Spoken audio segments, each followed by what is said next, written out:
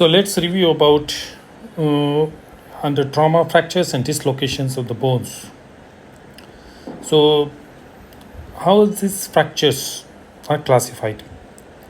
So there are three types. Basically, one is because of trauma,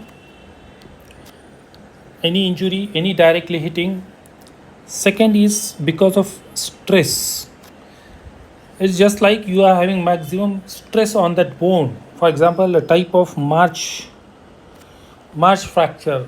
Whenever a military man is doing lot of work, march, and there's metatarsal fractures is there, that is called as march fracture. This is called a stress fracture. And third one is you can see pathological fractures. So the bone itself is having, so this is trauma, stress, and pathological fracture. So bone itself is having some pathology, which is easily breakable bones, osteoporosis is there, that is called as pathological fracture. So this was according to cause. Now according to pattern and according to type, what are the different types of classification? The cause. Pattern means someone is hit from the side, that will lead to transverse fracture. Twisting injury is there, that will lead to spiral or oblique fractures. Multiple segments are formed, that is called segmental fracture. There is much compression, the bone is compressed, and that is lead to compression type of fracture. So this was about cause, pattern, and type. A burst fracture is caused by strong axial compression, axial like vertebrae. Avulsion is caused by sudden strong traction, there is traction of the tendon, ligament, bony avulsion. Fracture dislocation, this occurs when this fracture of the bone involved in a joint and complete loss of contiguity to the joint surface, partial loss of contiguity to fracture subluxation. The green strip type of fracture is an incomplete fracture commonly seen in pediatrics, and the bone buckles defines as plastic deformity, and cortical continuity is lost only on one side of the bone. The bone has got two sides, so one side is lost, one side is normal, it is in the soft bones, that is cortical. And comminuted is one in which bone is broken into more than two fragments.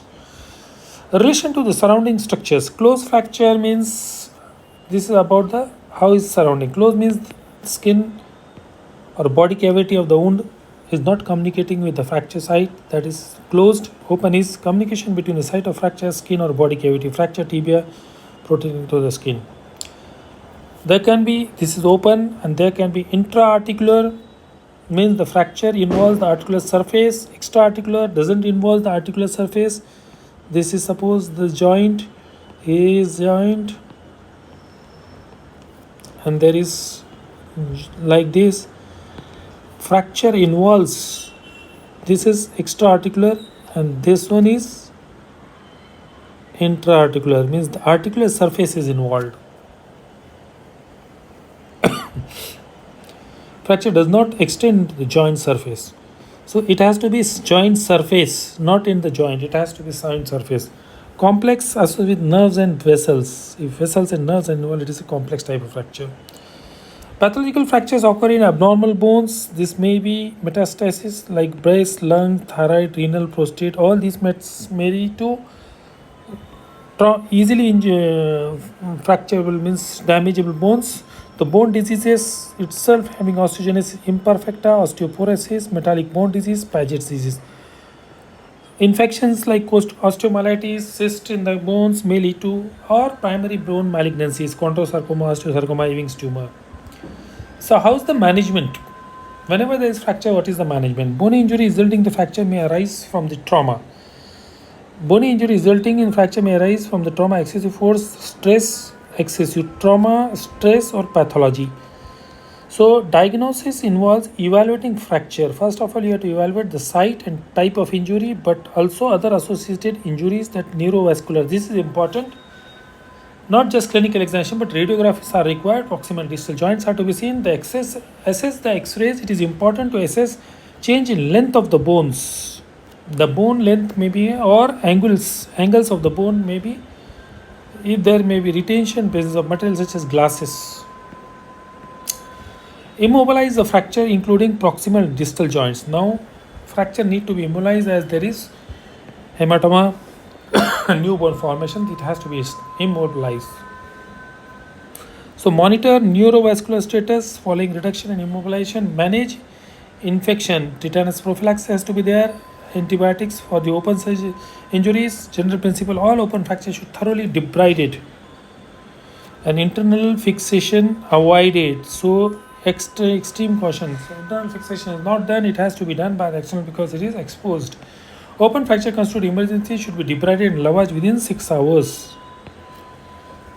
So you cannot keep the open fractures for longer time. So what is Gustulo-Anderson system? This is especially for the open fractures. Basically for the open fractures, it's a classification type 1, 2, 3. 1 is less than 1 centimeter. The wound is 1 centimeter open. 1 to 10 centimeter, around it's 10 centimeter. 1 to 10 is 2, and more than that, or if has extensive tissue loss, it is 3. So 3A, B, C means A is that tissue loss is there, but there is adequate tissue is left, which can be used for coverage. B, there is loss of tissue but no neurovascular injuries. 3 is basically vascular injury. So 3S, Gustulo-Anderson 3 is very important. Here there is vessel injury. If it remains for more than 6 hours, that may lead to gangrene, so amputation. The limb can't be salvaged. So Gustulo-Anderson 3 having arterial injury is an important. 1 is very small wound, 2 is wound is large but no any soft tissue loss. 3, there is soft tissue loss but there is adequate tissue which can be approximated and wound can be covered. So 3B is wound cannot be covered, there is extensive soft tissue loss. Here you need the grafts, pedicle grafts or any other type of grafts. And 3C is the injury where vessel is lost, vessel is torn and there is risk to the distal limb. Fracture and dislocations of the upper limb. Now coming to upper limb, specifically humerus, very common through the surgical neck. Surgical neck is very common, really through anatomical neck. Anatomical neck fractures displaced more than 1 centimeter can have a risk of avascular necrosis to humeral head. Children is having green stick type of fracture through the surgical neck. Impacted fractures, this is important. Impacted fracture ends of surgical neck are usually managed. If there is surgical neck fracture, it has impacted. So nature has impacted the two ends. So it may heal of its own. So only collar and cuff has to be given for 3 weeks. That will heal. Don't try to manipulate it. Impacted fracture doesn't need reduction. So more significant displaced fracture may require open reduction and internal fixation, intermedullary nearing. So this is about fracture of the humerus. If you see, there is classification is there, that is called as Neer's classification. There is fracture head of the humerus if it is anatomical neck with minimal displacement, less than 1 centimeter. Angulation is also very small, so it is group 1. So anatomical neck with displacement more than 1 centimeter, you can see here displacement is there. There is no displacement. Here there is displacement more than 1 centimeter. This is also again anatomical neck. This is limited to this is anatomical neck like this, and surgical neck is here. So here you can see 3 starts from surgical neck. Surgical neck is gone. Again it has got A, B, C. This is totally displaced. This is shattered surgical neck, C. So group 3, surgical neck plus displacement or angulation complication by axillary nerve injury. Here axillary nerve is involved.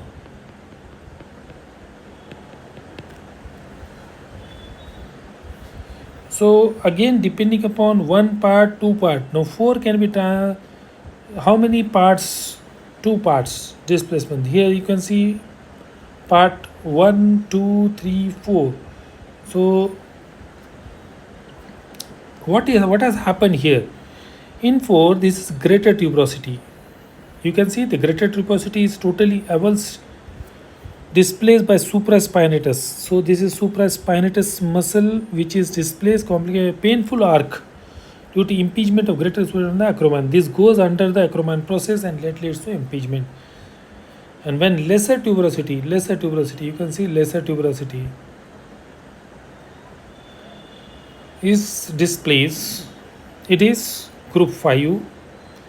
When fracture dislocations are multiple, that is grade group 6. So this is needs classification. So remember what is that the important thing is, one is no displace but less than 1 centimeter angulation, 2 is more than 1 centimeter angulation, there is little displacement more than 1 centimeter, and 3 is surgical neck with axial nerve injury, 4 is this greater trochanter displacement, lesser greater tuberosity displacement, here is lesser tuberosity displacement. Shoulder dislocations are of 3 types. Glenohumeral, most common is the anterior shoulder dislocation, is most common.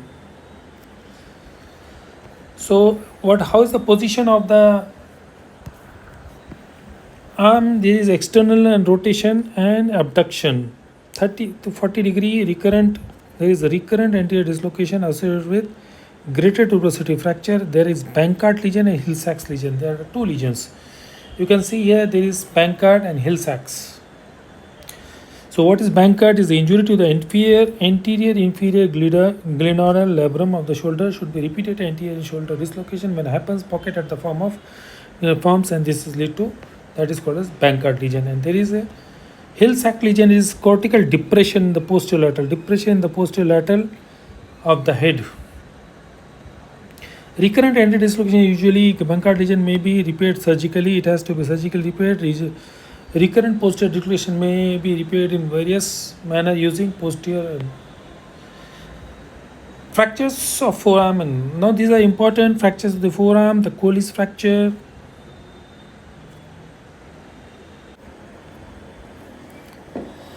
so treatment in recurrent anterior dislocations, there is usually a Bankart lesion and that needs to be repaired surgically. Fractures of the forearm and hand. Now Colles fracture is very common. You see it is an extra-articular, and Smith fracture is also extra-articular. They are opposite to each other.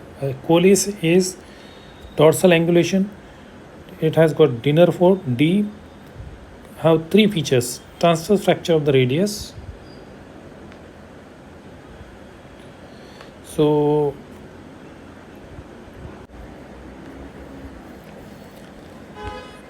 outstretched hand, it is used because of fall on outstretched hand. Classically, Colles have following 3 features: transverse fracture of the radius at the lower end, and 1 inch 2 horizontal proximal to radiocarpal joint. Dorsal, this is dorsal displacement and angulation. There is always dorsal. And Smith's fracture is volar angulation of the radial radius, garden spade deformity. So this is deformity is dinner fork, like this is the radius, and Smith is like this, garden spade, if you see in the lateral x-rays. Bennett's fracture is intra-articular non-comminuted fracture of, this is first carpo-metacarpal joint. So here this is Bennett's fracture.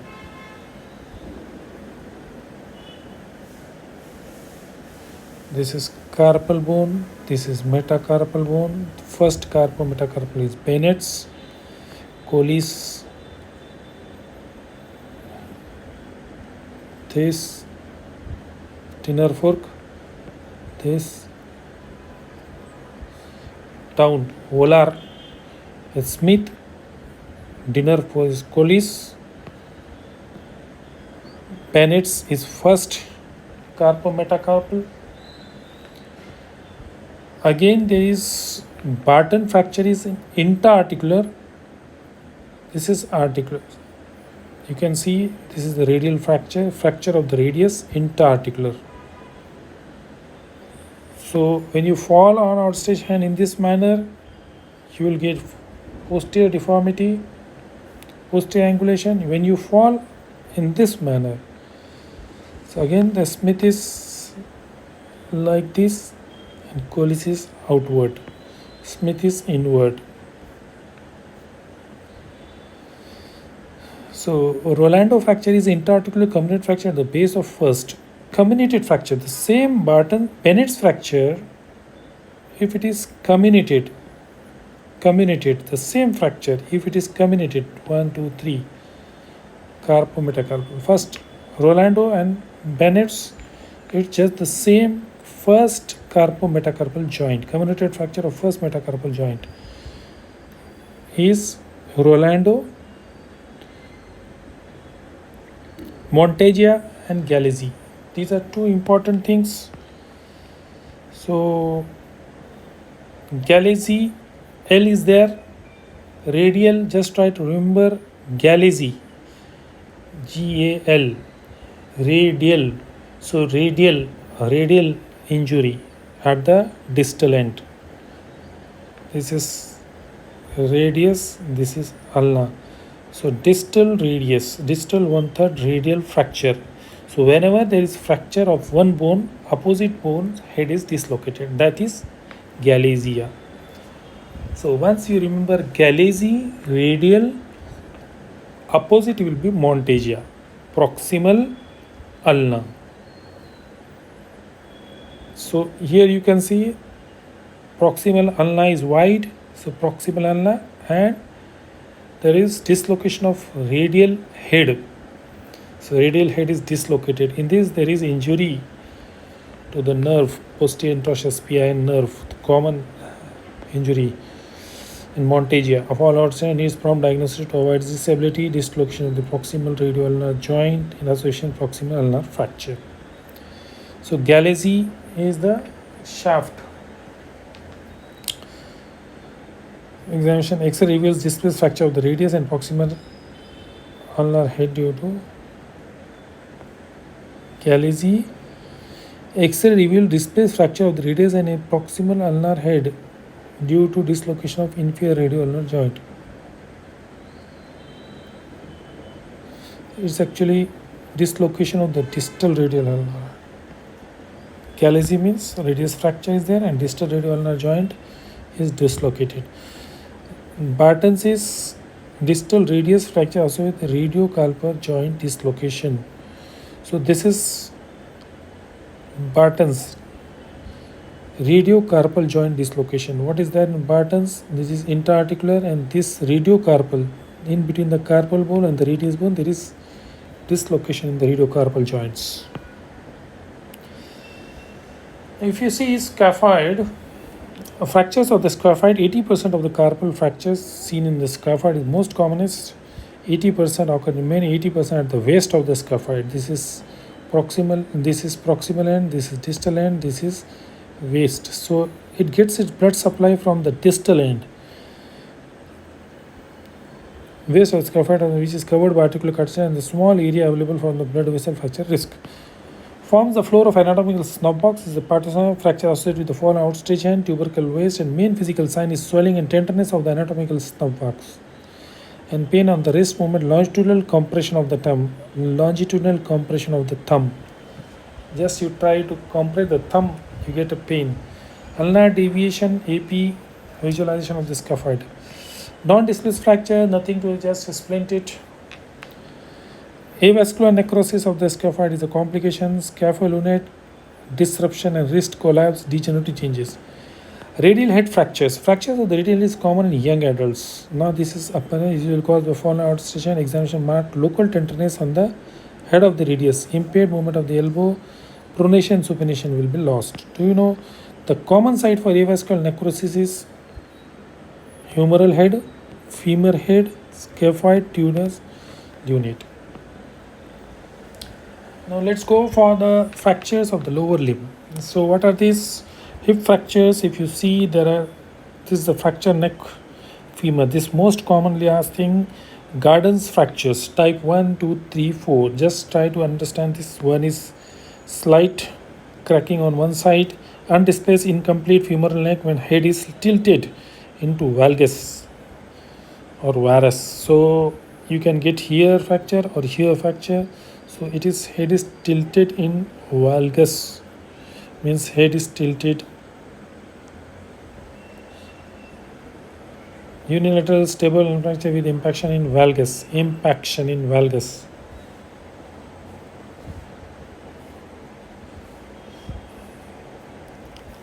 Is impacted. Then bicortical complete undisplaced fracture is garden 2, and garden 3 is there is partial displacement, rotation usually angulated but still trabeculae alignment along the fracture side. There is trabeculae, and displacement is garden 4.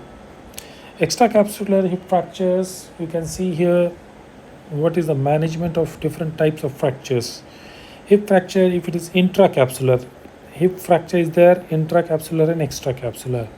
If it is inside the capsule, if it is undisplaced, young 70 years active, or if open reduction internal fiction cannulated screw can be put. Major older age total if stable THR is 1, and major illness hemiarthroplasty. If it is displaced, then only you have to go for 70. If fails THR, active THR, major disease hemiarthroplasty. If it is extracapsular, so here dynamic hip screw is enough, unstable dynamic hip screw, intermedullary nearing, reverse oblique intermedullary nearing. So coming to this ankle fractures, an ankle fracture relates to the fracture around the tib talus. It generally refers to the fracture involving lateral, medial, and posterior malleolus. Actually, you can see there are 3 malleoli: lateral, medial, you understand, and there is posterior malleoli. Pilon fractures are considered to be the ankle fracture but not covered here. Ankle fractures are common in the men, equal, but men have higher rates. Sports injuries, anatomy of the ankle joint. Necessary to understand ankle is consisted of distal tibia, tibia plantar and posterior malleolus, and fibula, lateral malleolus, tibial plafond, and a posterior malleolus.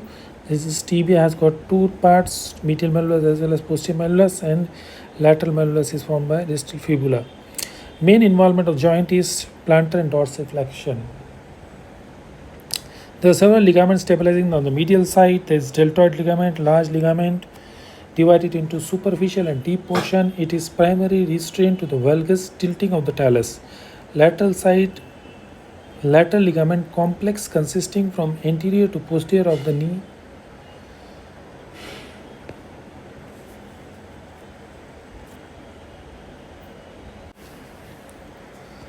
So let's continue for the next part. Ligaments that is stabilizing the ankle joint.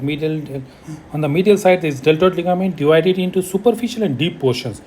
It is primarily restrained the valgus, tilting of the talus. Valgus means it is on the medial side, so it prevents talus to tilt outward. Varus is inward and valgus is outside. Vulgar out. How to remember this valgus and varus always? Valgus out.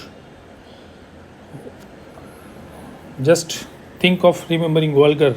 Vulgar. It's not related with the vulgar. Vulgar means out. Varus is inside. Varus movement is inner movement. Talus equinovarus. Talus equinovarus. So leg is bent inside. CTEV. From that, R is inside and L is outside. So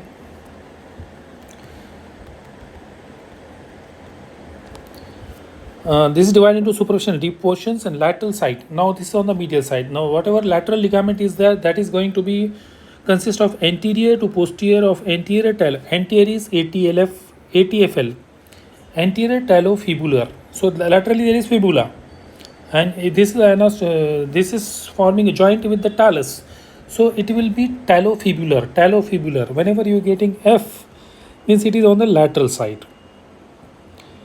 And deltoid is on the medial side, superficial and deep portions. So that prevents valgus movement, and this will prevent varus movement. Anterior talofibular, calcaneofibular in the center, and posterior talofibular. Together they resist the Valgus stress to ankle. They are resistance to anterior translation of talus with mortise joint. So syndosmosis is a ligament complex between distal tibia and fibula. So tibia is like this, fibula is like this, forming the. So this anastomosis is, this joint is syndosmosis. Distal tibia holding the two bones. It is fundamental to integrity of the ankle joint, and disruption of this leads to instability. It consists of from anterior to posterior, anterior inferior talofibular, transverse talofibular, transverse tibiofibular. This is tibiofibular and interosseous membrane, that is, and the posterior inferior tibiofibular. So it is anterior, middle, that is transverse, and posterior. Three, and then there is interosseous membrane in between the two. Presentation and initial management. Patient with ankle fracture will present following traumatic event with painful swollen leg, swollen ankle. There will be ankle will be swollen, reluctant, inability to bear weight. In high energy injuries, management of should follow ATLS principles to identify more significant injuries. If open injury is there, obvious deformity exists, it should be reduced. Any open injury, it should be reduced as skin may get necrosis. Analgesia has to be given properly. Radiographs are clearly deformed, should be not necessary. Radiographs are clearly deformed or dislocated joints are not necessary, and removing pressure on the surrounding soft tissues from the underlying deformity is priority, because skin soft tissue need to be saved. If fracture pattern is not clinically obvious, if it is not clear, if you are not then plain radiograph are appropriate. It will guide subsequent manipulation, plaster of Paris and back slab.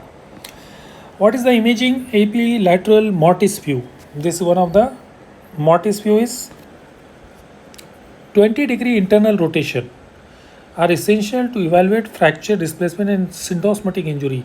Decreasing tibiofibular overlap. So tibiofibular overlap is decreased and it can clear cut view. Medial joint clear space and lateral talar shift all indicates. So medial joint clear space and lateral talar shift all indicates syndosmotic injury. In subtle case of shift to imaging, uninjured ankle can be helpful, and proportion of tail to have little or tibiotalar overlap.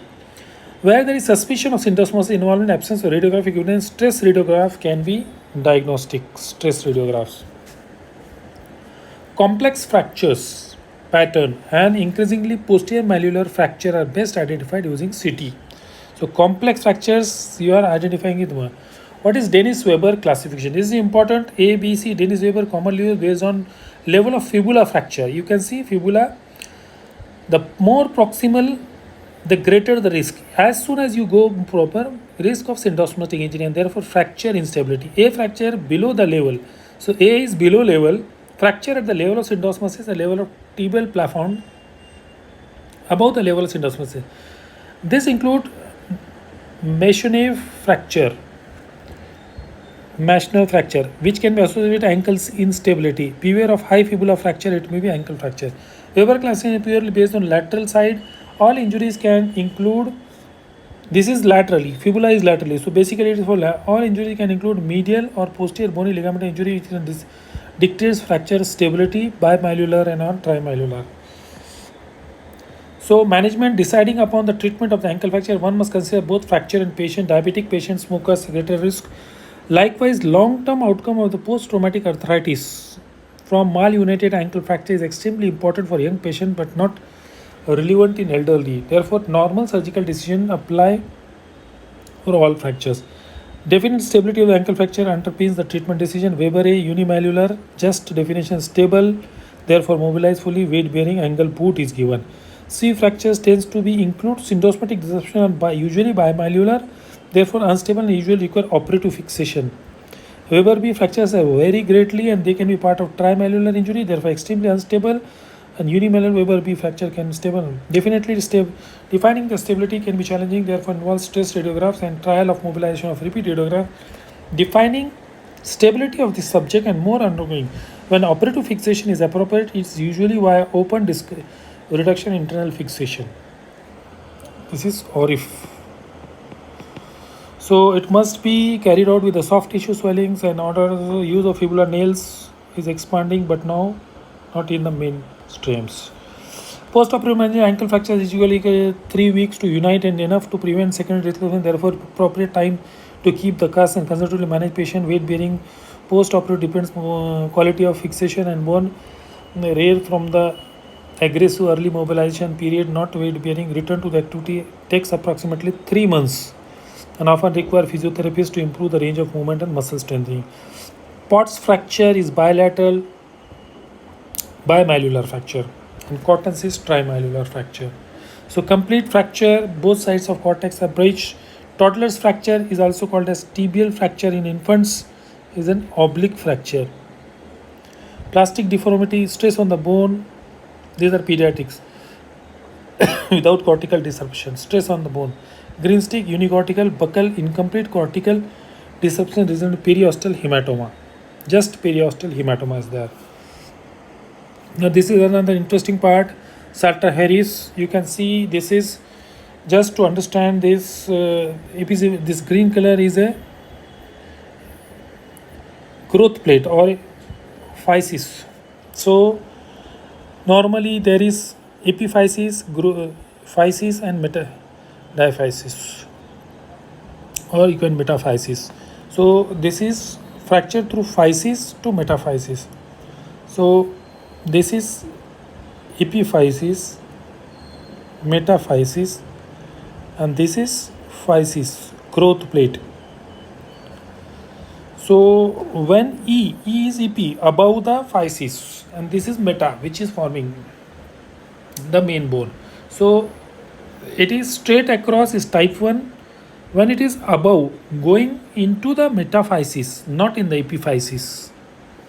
So S is straight across, is S, and A is above, means going into meta, and going below is 3, physis and epiphysis to include the joint. Below is 3, low is 3, above is 2, and through 2 both are involved is 4, and compression is 5. So metaphysis is